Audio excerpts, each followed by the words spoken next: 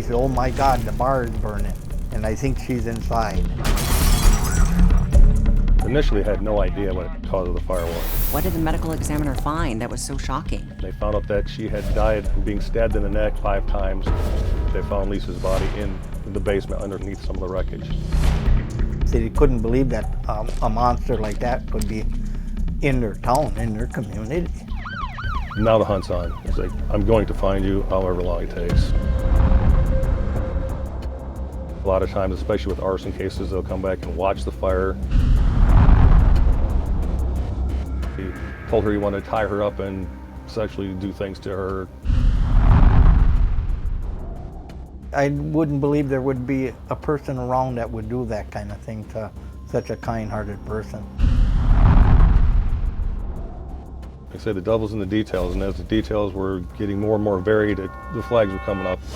It didn't mean anything, just straight evil.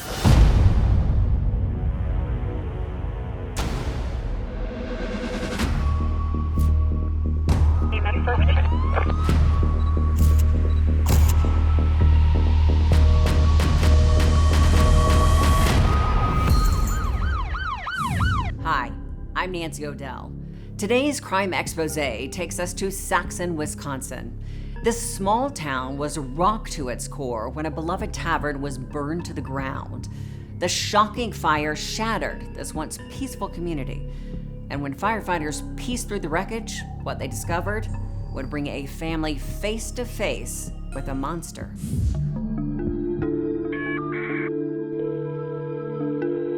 County Sheriff's Department. The building next to the Saxon pub in Saxon is completely engulfed in flames. There's a car parked out front of the building. I don't know if there's someone in the building, but it is completely up in flames right now.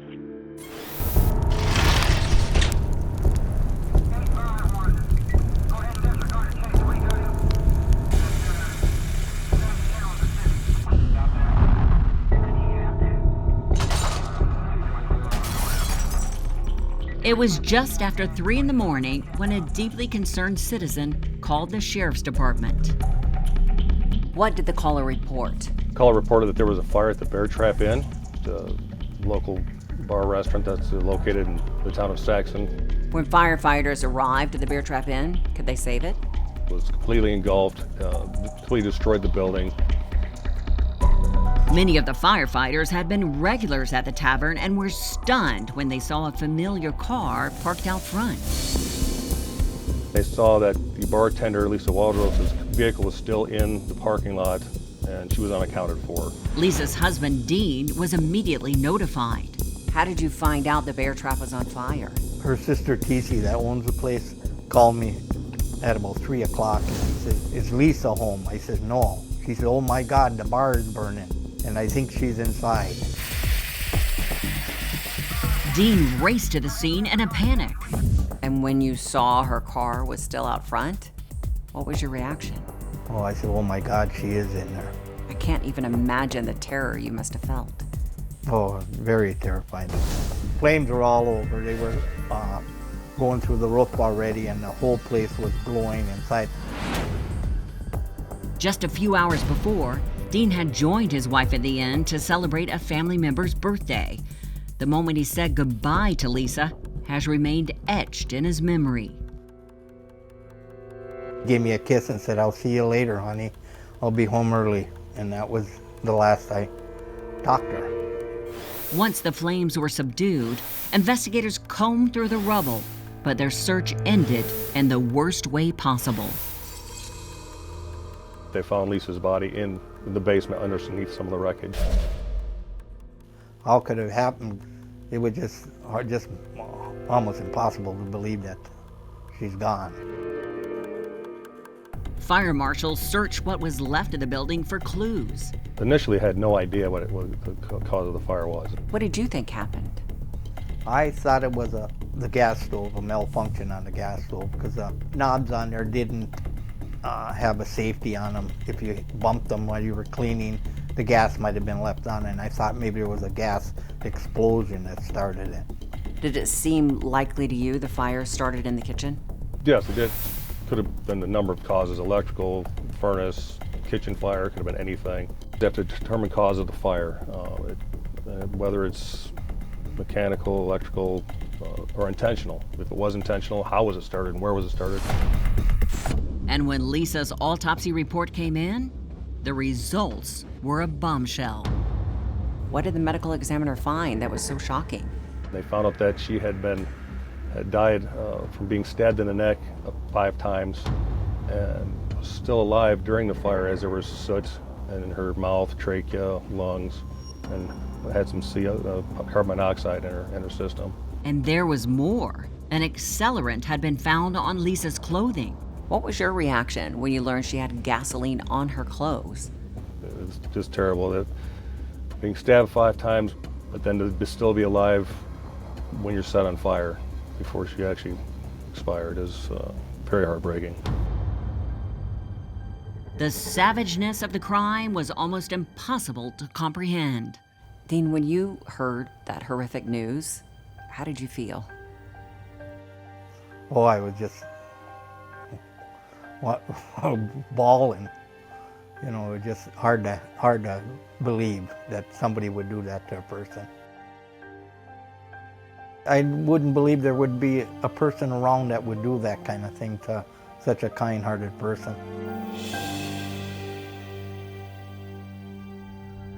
The grisly details spurred investigators forward. It's heartbreaking. It's going to be, the family's already torn apart because she's dead. The manner in which she died makes it worse, makes you that much more motivated to find who did this.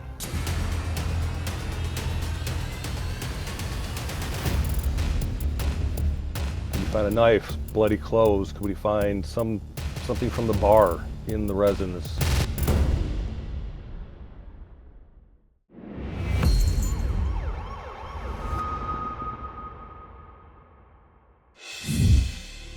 Lisa Waldros had been stabbed to death just moments after her shift had ended at the Bear Trap Inn. The kind-hearted 52-year-old was known for her hard work and dedication to helping children in the community. You couldn't get a better person ever that put so much time in for kids. The whole community must have been so scared. How do they feel as a whole when they learned about Lisa's murder? They couldn't believe that a monster like that could be in their town, in their community. You must have felt a lot of pressure to put Lisa's killer behind bars. Someone came in and brutally murdered her. Now the hunt's on. It's like, I'm going to find you however long it takes. Investigators questioned everyone who knew her, searching for the key to cracking the case. Were enemies? Were there any enemies? And was there anybody you found in Lisa's life who might have wanted to harm her? There were no known enemies. She was very liked in the community. It was Lisa's sister who gave authorities a disturbing lead. She said Lisa had recently been frightened by a strange man. Detectives quickly identified their suspect, C.J. Houle. Were you able to determine if he had been at the crime scene at the time of Lisa's murder? We tracked him to Canada and found out that he was in Canada, had been held in Canadian custody prior to the fire, so he was ruled out. The investigation was back to square one. But then a tip came in that detectives believed might blow the investigation wide open. The tipster said a former boyfriend of Lisa's daughter and the boyfriend's roommate had committed the crime, and that on the night of the murder, the roommate had been spotted lurking around the area while the Bear Trap Inn was burning to the ground. Officers that were at the scene doing crowd control when the fire was going on observed the roommate watching the fire wearing hooded sweatshirt and dark pants.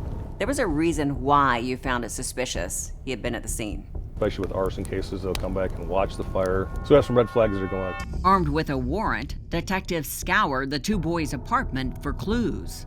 Could we find a knife, bloody clothes? Could we find something from the bar in the residence?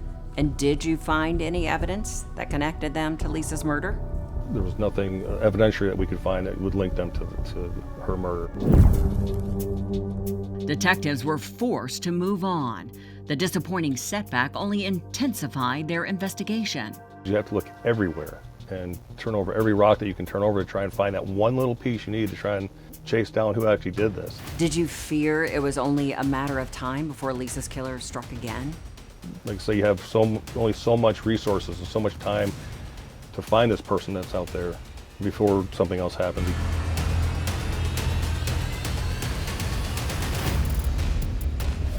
What was your reaction when she admitted she had been lying to you? The devil's in the details, and as the details were getting more and more varied, the flags were coming up.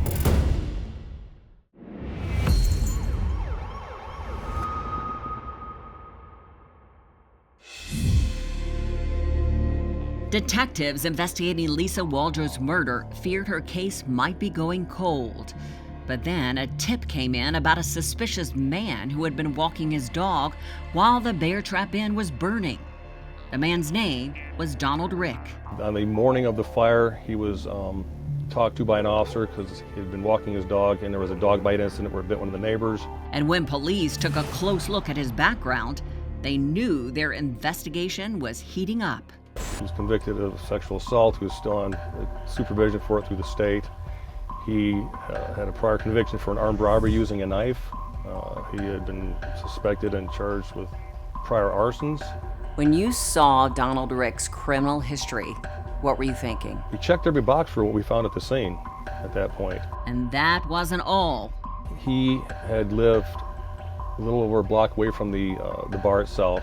But when Rick was brought in for questioning, he said surveillance footage would show that he was shopping with his girlfriend at the local Walmart at the time of Lisa's murder. He said he didn't know anything about the fire other than he had saw it burning when he came back. Donald Rick claimed he had an ironclad alibi for the moment Lisa had been killed, but detectives quickly determined the timestamp on the Walmart surveillance footage only proved he had plenty of opportunity to commit the crime. And the more details Donald Rick provided, the more Special Agent Gerald Kachka knew he was lying. The devil's in the details, and as the details were getting more and more varied, the flags were coming up, and okay, well, now I'm gonna really dig into him. Detectives searched Rick's home for evidence. What did you find? A number of different knives and other items that looked like they had been bloodstained. The knives were immediately sent to the lab for processing. And what were the results? There was no evidence found on any of it. The results were frustrating. But during interviews with Rick's girlfriend, Jessica Carley, she too kept changing her story, and detectives called her on it. Okay, now we're going to pressure her a little harder on this, and then she said, yes, I did lie, and at that point, now I have the piece that I need. She admitted Donald Rick had committed Lisa's murder because he had decided to rob the Bear Trap Inn. Donald wanted to commit a robbery of some sort, wanted to go down to that bar, and she basically was do whatever you want to do, and later that night saw him get on the mask, grab his knife, and leave. Armed with her statement, detectives confronted Rick, and under pressure, he finally agreed to give a full confession. What did Donald Rick tell you he had done on the night of Lisa's murder? Donald said that he had been out gambling earlier, lost his money, and decided he wanted to go do a robbery somewhere to get some more money. He said he went to the Bear Trap Inn and waited until everyone left, except the bartender. Lisa was there by herself. He was continuing watching through the window as she was cleaning up, and he waited as she came to the back door to go out, and as soon as she opened the door, he ran in and tackled her. Donald Rick admitted he stabbed Lisa to death and then decided to get rid of the evidence. He went back to his residence, got a can of gasoline from there, went back into the bar, poured gasoline on her and gasoline on the bar. Then he opened her purse, grabbed the money, and went back to his house. How much money did he say he took? He divided the money up between himself and Jessica Carley, which turned out to be, I think he said was like $198. Went in and murdered this lady and burned down the bar for $198. It made it even worse. Did she say anything? Did she do anything? He says after he stabbed her, she asked him why. That was it. $198. How difficult was that for you to hear? Oh, it was terrible. It didn't mean anything to him. It was no remorse, it was nothing. He was just straight evil. It said that when he had taken his bag of bloody clothes and the knife and everything from the bar, and he and Jessica went down to the river and he threw it in. Donald Rick pled guilty to first-degree murder. Because when I went in there, I had not one intention of anyone dying. I'm going to get some money and I'm going to get the out of here. Was morally me stealing something from someone, you know?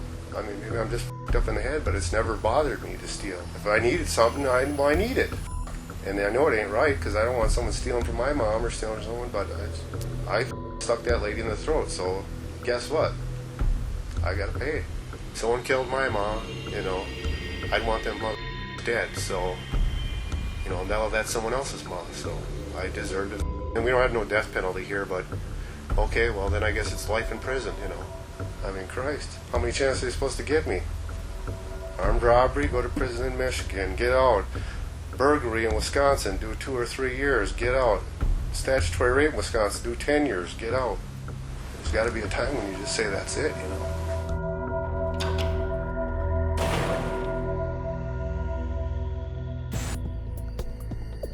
It's a great feeling that you can bring them some closure.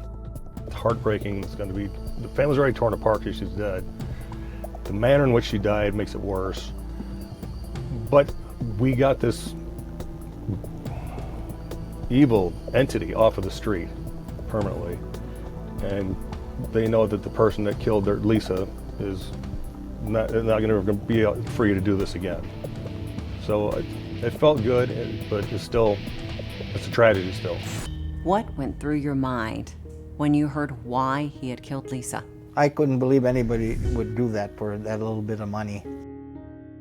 I'd give all the money I ever earned in my life to have her back. It was hard to deal with it. I mean, in the court, I just wanted to get out of my chair and choke him. For Lisa's husband, Rick's conviction was the conclusion of a devastating journey. But the pain of losing his wife will never fully heal. So what are the moments, Dean, when you think about Lisa the most? Every day. Every minute. Every morning I get up, I think about it. And I tell her how much I love her.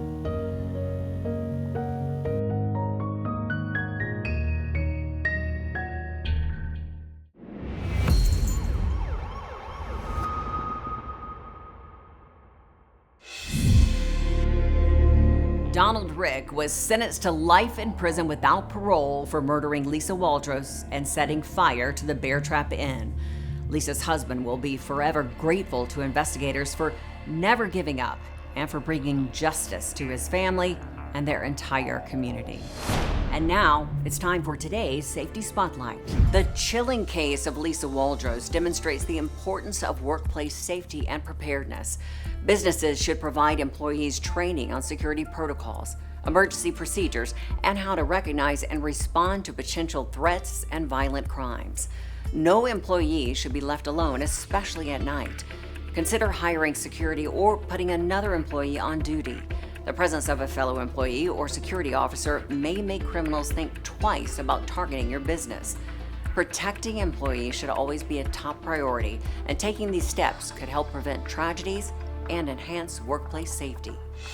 I'm Nancy O'Dell. For all of us here at Crime Exposé, please join us next time and stay safe.